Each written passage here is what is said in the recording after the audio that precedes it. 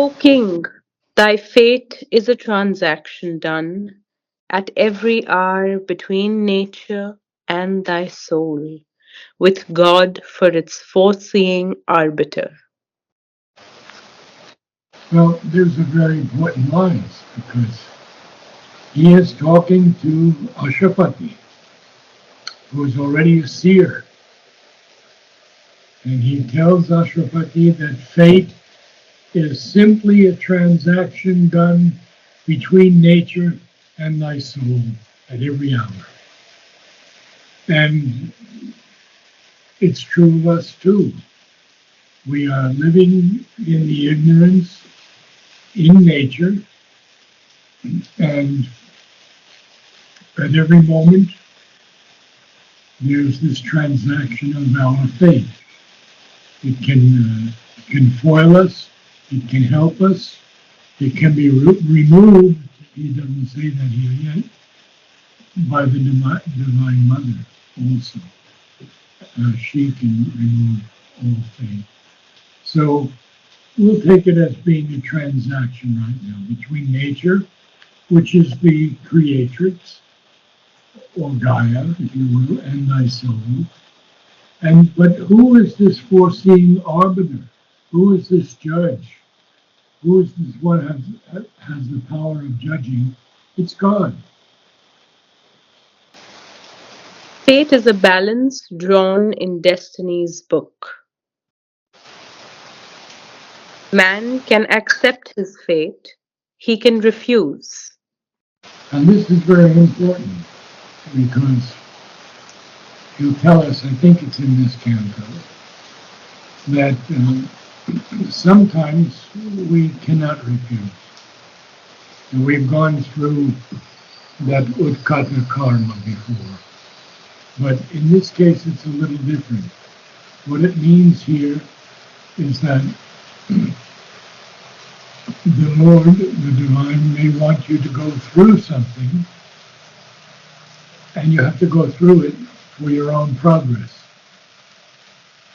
So even though fate is a balance drawn in Destiny's book, um, and Sri Aurobindo writes, and I have that in front of me in a framed thing also, which is so beautiful.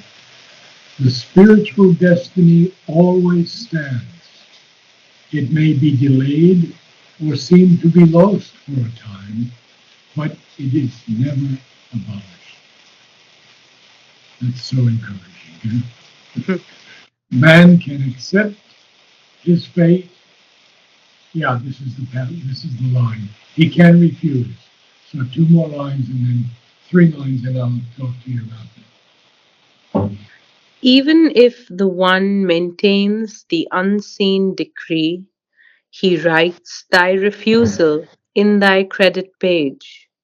For doom is Mhm. not a close, a mystic seal. So man can accept his fate, and he can also refuse his fate.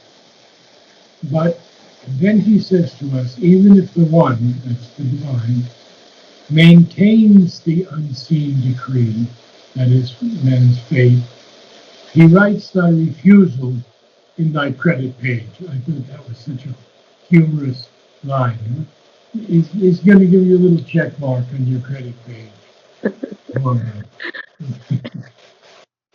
Okay, so let's carry on. Arisen from the tragic crash of life, arisen from the body's torture and death, the spirit rises, mightier by defeat. Its godlike wings grow wider with each fall. And he has said this to us in so many ways, in so many different lines in Savitri. He wants us to know that doom is not a close. And we just read about the spiritual destiny always stands. So it's not even a mystic seal. And so when we rise out of our body to our place of rest from this tragic crash of life, he says, even the body's torture and death, the spirit rises mightier by defeat. And we find so many lines in Savitri, such as, a god come down and greater by the fall. mm, Our errors are his steps on the way.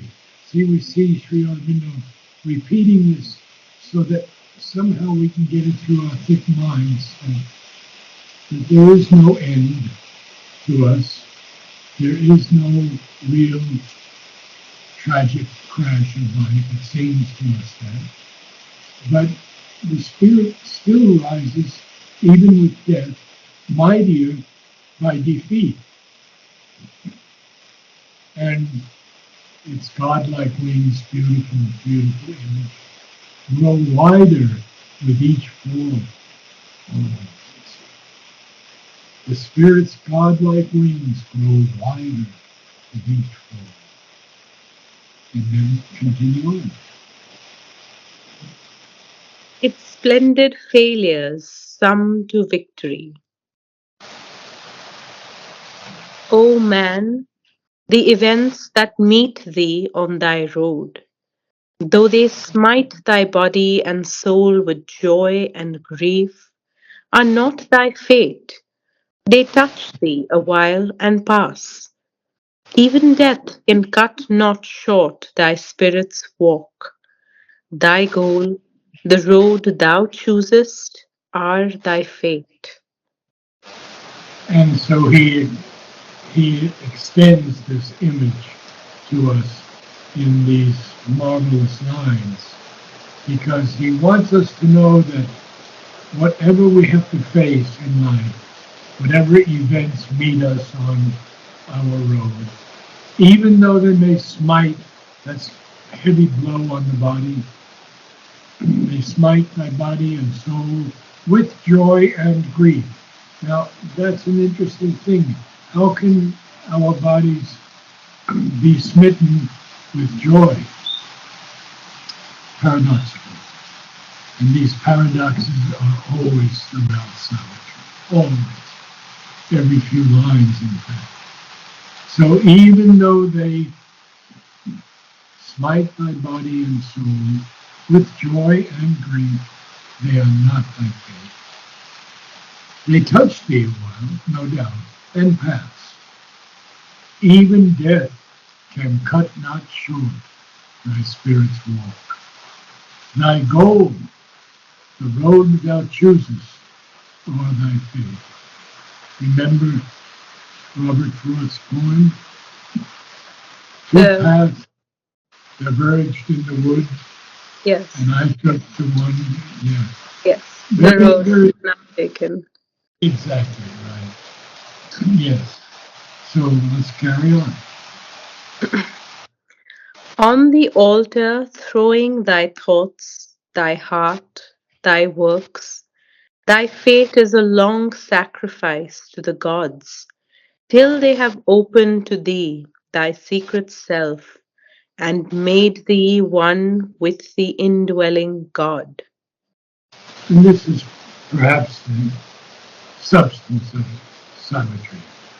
Union with the divine, the new world, and the descent of the supernatural. So he says, on the altar, throwing thy thoughts on the altar, thy heart on thy works. This is true surrender, when everything is thrown on the altar. And even thy faith is a long sacrifice to the gods, until they have opened to thee thy secret self, psychic being, Mhm. and made thee one with the indwelling God. Now, we know that it takes one lack of hearts to be here at this moment in life. We've had one lack of hearts to be here alive at this moment. It's in the Vedas and it's in maybe other works too. Yes, yes. So, whatever time it may take, the spiritual destiny always stands. Mhm. Carry on. O soul, intruder in nature's ignorance, armed traveler to the unseen supernal heights, thy spirit's fate is a battle and ceaseless march against invisible opponent powers, a passage from matter into timeless self. Well, quite a bit here. Why? How are we armed as travelers?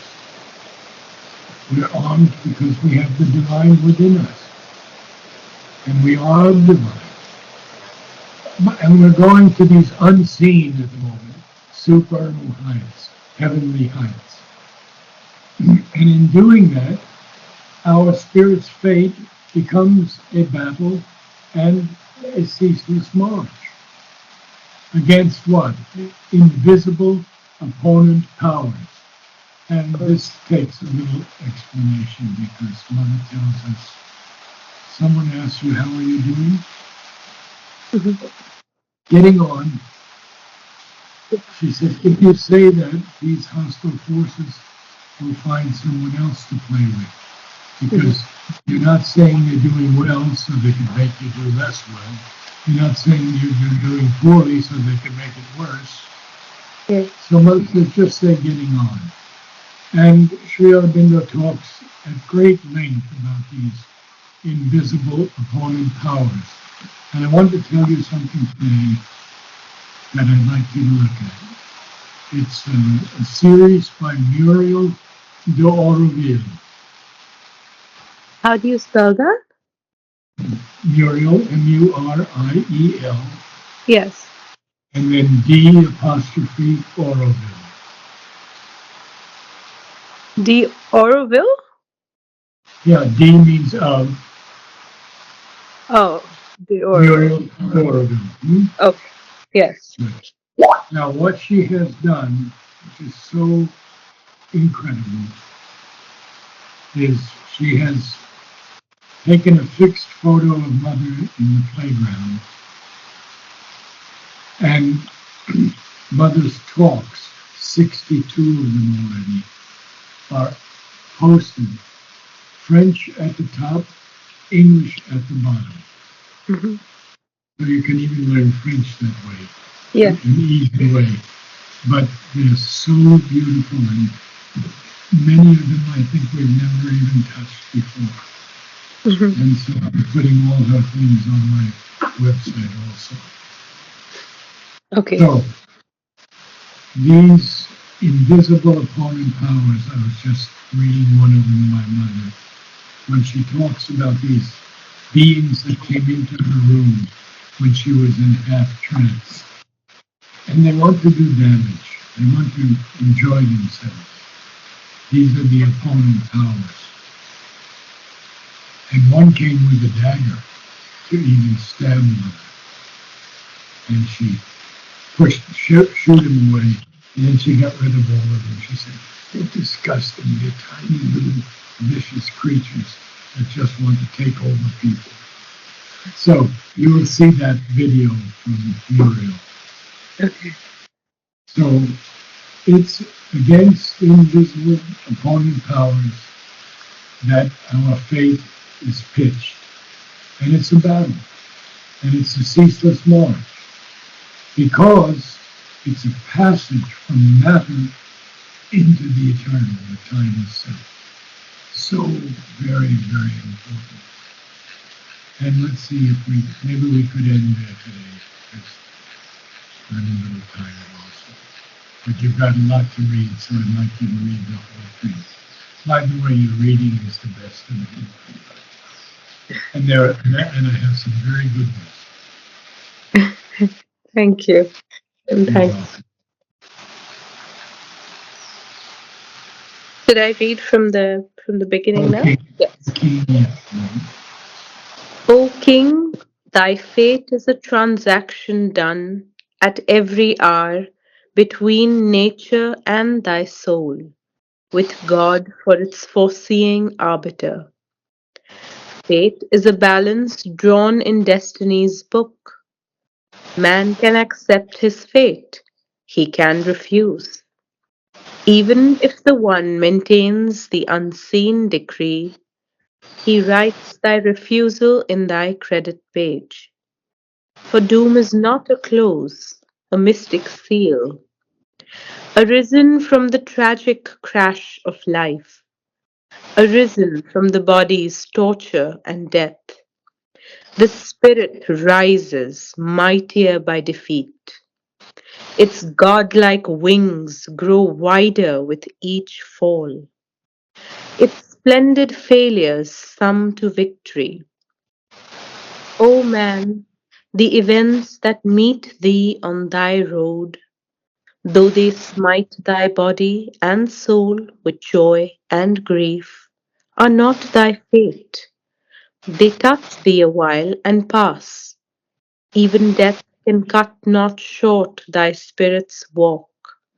Thy goal, the road thou choosest, are thy fate. On the altar throwing thy thoughts, thy heart, thy works, thy fate is a long sacrifice to the gods, till they have opened to thee thy secret self and made thee one with the indwelling God. O soul, intruder in nature's ignorance, armed traveller to the unseen supernal heights, thy spirit's fate is a battle and ceaseless march against invisible opponent powers, a passage from matter into timeless self. Namaste. I'll see you next Sunday. Thank you. Very okay. Yes, thank you. Bye.